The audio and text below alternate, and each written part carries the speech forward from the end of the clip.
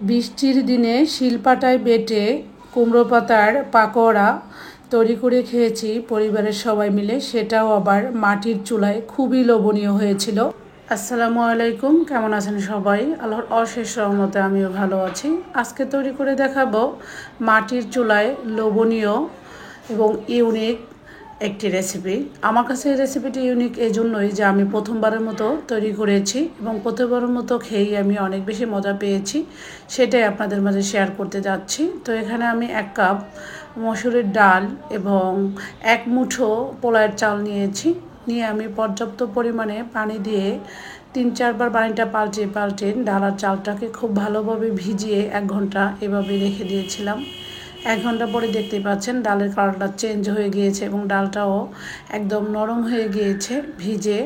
তো এখন আমি শিলপাটায় ডালগুলো বেটে নিব। এই ডালগুলো একদম মিহি করে বাটতে হবে। আমি যে রেসিপিটি করব সেটার জন্য ডালগুলো একদম মিহি করে বাটতে হবে। তো আমি ডালগুলো মিহি করে বেটে নিচ্ছি। তো আমার প্রিয় ভাই বোনদেরকে আমি বলছি, যারা এই পর্যন্ত আমার ভিডিওটি ধৈর্য ধরে দেখতেছেন, অবশ্যই একটি লাইক দিয়ে ভিডিওটি দেখে নেবেন। তো এখানে এরপরে আমি 3টা পেঁয়াজ কুচি এবং 3টা কাঁচামরিচ নিয়েছি। এগুলো আমি একদম মিহি পেস্ট করে বেটে নিব। তো ঝালের পরিমাণটা আপনাদের পছন্দ মতো দিবেন। আমি মোটামুটি ঝাল দিব। এরপরে আমি যেহেতু শুকনো ঝাল ব্যবহার করব, তাই আমি কাঁচামরিচটা কম করে দিয়েছি। এরপরে আমি এখানে দিচ্ছি স্বাদ মতো লবণ, 1/2 চা চামচ গরম মশলার গুঁড়া, 1/2 চা চামচের চেয়েও কম হলুদ, 1/2 চা চামচ লাল মরিচের গুঁড়া, 1 চা চামচ আদা রসুন বাটা দিয়ে সব কিছু আমি খুব ভালোভাবে মিক্স করে নিচ্ছি, দেখতে পাচ্ছেন। তো এখানে আমি গাছ থেকে একদম তাজা কুমড়ো পাতা ছিঁড়ে নিয়েছি। সেগুলো এখন ধুয়ে নেব পর্যাপ্ত পরিমাণে পানি দিয়ে, কারণ এগুলোর মধ্যে অনেক ভালো আছে। তো কুমড়ো পাতাগুলো 3-4 বার আমি পানিটাকে পাল্টে খুব ভালোভাবে ধুয়ে নিব। তো তো আজকের রেসিপিটির জন্য এই পাতাগুলো নিতে হবে একদম কচিও না, আবার একদম মানে বাতিও না, মাঝারি সাইজের পাতাগুলো নিতে হবে, তাহলে আজকের রেসিপিটি করতে বেশি ভালো হবে। তো এরপরে কিন্তু আমি পানিটা একদম ঝরিয়ে নিয়েছি, মানে কুমড়ো পাতাগুলো ধুয়ে অনেকক্ষণ রেখে দিয়েছিলাম একটি ঝাঁঝরির উপরে, যাতে করে পানিটা ঝরে যায়। এরপরে ওই যে আগে থেকে যে ডালের মিশ্রণটা আমি করে রেখেছি সেটা খুব ভালোভাবে পাতার উপরে স্প্রেড করে দিচ্ছি, দেখতে পাচ্ছেন। এরপর আমি কিভাবে একটু ভাজ দিয়ে নিচ্ছি তাও দেখে বুঝে নেবেন। তো আমার জীবনের ফার্স্ট টাইম এটা খাওয়া আর ফার্স্ট টাইম এটা বানানো। তো কেমন হয়েছে রেসিপিটি অবশ্যই কমেন্ট করে জানাতে ভুলবেন না। আমার যে সকল আপু ভাইয়েরা প্রতিনিয়ত আমার ভিডিও দেখেন, একটি লাইক দিতে ভুলে যান। প্লিজ একটি লাইক দিয়ে সম্পূর্ণ ভিডিওটি দেখে নেবেন। আপনাদের একটি লাইক আমার অনেক বেশি উপকারে আসে। আপনারা যারা প্রতিনিয়ত রান্নার চ্যানেলে ভিডিও ছাড়েন, আপনারা নিজেরাও জানেন যে একটা লাইক আমার জন্য, আপনার জন্য কতটা গুরুত্বপূর্ণ।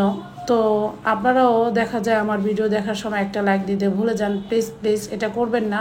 আমি সবার ভিডিও দেখার শুরুতে আগে লাইকটা দিয়ে ভিডিওটা দেখি, এরপরে দেখি বুঝতে পেরেছেন আমি কিভাবে ডালের মিশ্রণটা লাগিয়ে পাটে ভাঁজ দিয়ে নিয়েছি। এখন সর্বশেষ আমি মানে এই পাতাটাকে উল্টিয়ে লাস্ট পিঠেও ডালের মিশ্রণটাকে খুব ভালোভাবে লাগিয়ে নিচ্ছি। এটাকে বলে কুমড়ো পাতার বড়া। তো আমি ফার্স্ট টাইম করেছি, আবারও বলেছি।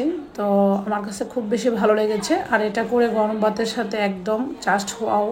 তো এই তো আমি এইভাবে সবগুলো বানিয়ে নিয়েছি একই প্রসেসে। তাই আমি এগুলো আর দেখিয়ে ভিডিওটা বড় করে নিই। আর আগে থেকে আমি মাটির চুলায় পর্যাপ্ত পরিমাণে তেল খুব ভালোভাবে গরম করে নিয়েছি। তেলটা হালকা গরম করলেও হবে না, আবার খুব বেশি গরম করলেও পুড়ে যাবে। মিডিয়াম আঁচেই কিন্তু এই পাকোড়াগুলো ভেজে নিতে হবে। তো আমি উল্টে পাল্টে পাকোড়াগুলো ভেজে নিচ্ছি, দেখতে পাচ্ছেন। তো মিডিয়াম আঁচেই কিন্তু বারবার উল্টে পাল্টে পাকোড়াগুলো ভেজে নিব। তো এই তো এক পিঠ ভেজে আমি অন্য পিঠটাও বারবার উল্টে দিচ্ছি, দেখতে পাচ্ছেন। তো মাশাআল্লাহ অনেক সুন্দর কালার এসেছে। তো এটা প্রথমবার আমি রেসিপিটা করে সবাইকে খাইয়ে অনেক বেশি প্রশংসিত হয়েছে। আপনারা একবার হলো বাসায় ট্রাই করে দেখবেন। যে কোনো রেসিপি বাসায় ট্রাই করে খেয়ে দেখবেন, না খেলে বোঝাই যায় না আসলে এটার মজা কতটা। তো যাই হোক, এরপর আমি উল্টে পাল্টে একদম গোল্ডেন ব্রাউন কালার করে ভেজে নিয়েছি। এটা একদম মুচমুচে ছিল। তো এখন আমি তুলে নিচ্ছি। তো আমি যেহেতু এটা 4 পিস করেছি, আরও 2 পিসও আমি ভেজে নিব অফ ক্যামেরায়। এই তো 2 পিস দিয়েও আমি উল্টে পাল্টে অফ ক্যামেরায় ভেজে নিয়েছি। তো এই তো আমার পাকোড়াগুলো একদম হয়ে গিয়েছে। আশা করি আমার আজকের রেসিপি আপনাদের কাছে অনেক বেশি ভালো লেগেছে। ভালো লেগে থাকলে একটি লাইক দিয়ে সম্পূর্ণ ভিডিওটি দেখে নেবেন। আজকের মতো তাহলে এখানেই বিদায় নিচ্ছি। সবাই ভালো থাকবেন। আল্লাহ হাফেজ।